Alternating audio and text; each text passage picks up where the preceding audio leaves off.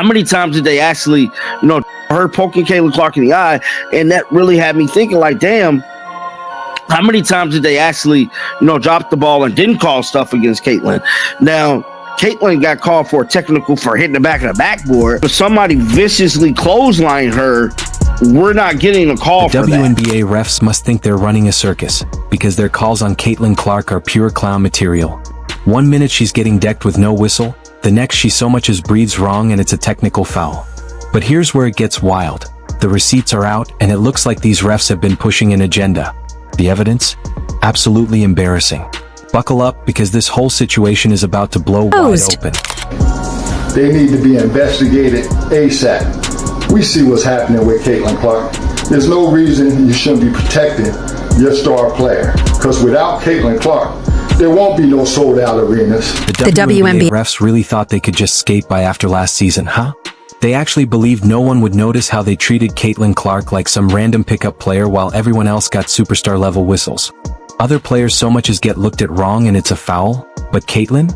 She can get tackled, tripped, straight up clotheslined, and the refs just stand there like they're watching a Broadway show instead of a basketball game. I don't want to see none of the calls being missed like we seen last year, bro. These referees have to get it together. Now, we know the Indiana Fever front office did everything they had to do, put the right pieces around Caitlin Clark, make sure they make it far in the playoffs and possibly get a WNBA championship. Well, that part is done. We got a new team, we got a new coach. They got everything they need to do to take off for the 2025 season. The only thing left is these WNBA referees. This need to be talked about, just like it was supposed to be talked about at the conclusion of that season. And I'm back on a bumper, bro. I am not letting up on them damn WNBA referees, because they are the biggest haters. It's like the refs were following a secret handbook titled, How Not to Call Fouls for Caitlin Clark. Opponents were out there rehearsing WWE finishing moves on her, and the refs just shrugged like, she'll survive.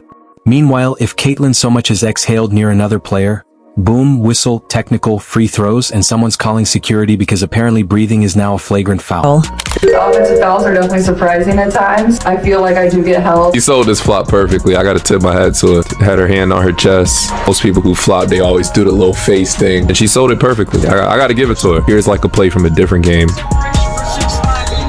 Watch Caitlin's reaction. Excuse me, they got it on Caitlin Clark. She wanted to really call out the rest. There were games where Caitlin got fouled so hard it looked like she was auditioning to be a stunt double in an action movie. Arms flying, bodies crashing, defenders using her like a human bumper car. And the refs? They just glance up at the Jumbotron, nod, and say, yep, that's just good defense. The viewership on TV would not be like it is now, where everybody's watching it because it's must-watch TV. But we are seeing how she's being treated.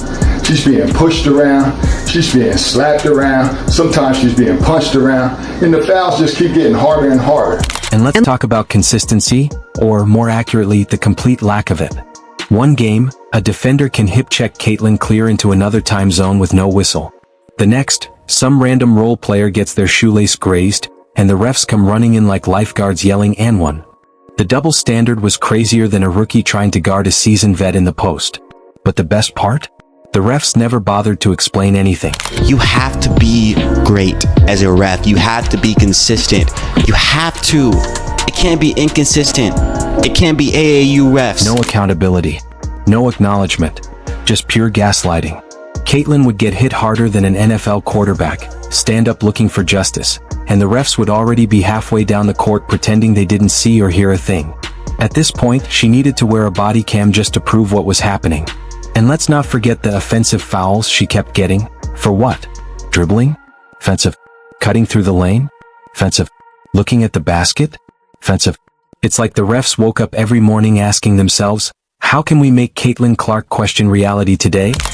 The referees and them not calling fouls like this one last night. Let's just check it out. There's going to be a drive down the court here, right? And we've got another clothesline from hell. This time, Marina Mabry on Caitlin Clark. And of course, social media caught everything. The refs might have thought they were slick, but the internet never forgets. Every missed call, every blatant foul, every time Caitlin got absolutely mugged on the court, all documented like an episode of a true crime series. The WNBA got dragged so hard that even people who don't watch basketball were asking, wait, how is this even legal? Last season's officiating was so bad you'd think the refs were flipping coins at halftime to decide who to punish next. And surprise, surprise, Caitlin Clark somehow always landed on the short end of the stick. These refs weren't just inconsistent, they looked like they were on a mission.